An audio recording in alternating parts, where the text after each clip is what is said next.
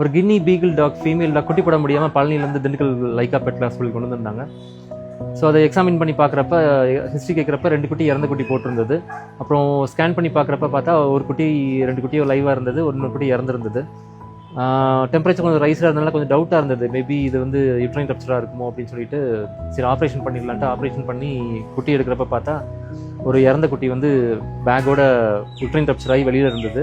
So அந்த குட்டியை எடுத்துகிட்டு யூட்ரஸை ரிமூவ் பண்ணிவிட்டு உள்ள அப்டமன் நல்லா ஸ்பில்லாக இருந்த செக்ரிஷன்ஸ் எல்லாமே எடுத்து க்ளீன் பண்ணி விட்டுட்டு ஆன்டிபயோட்டிக் போட்டு இப்போ அந்த குட்டி நல்லா இருக்குது. 2 குட்டி தான் லைவாக இருந்தது, மீதி 3 குட்டி இறந்துருந்தது.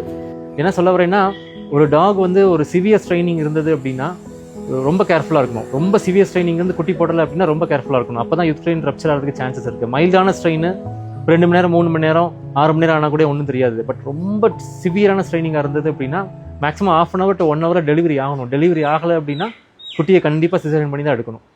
இல்லாட்டி அம்மாவுக்கே ப்ராப்ளம் ஆயிரும், யூட்ரைன் ரப்ச்சர் ஆகிறதுக்கும் சான்சஸ் இருக்குது. இது ஒரு பெஸ்ட் எக்ஸாம்பிள் கேஸ்.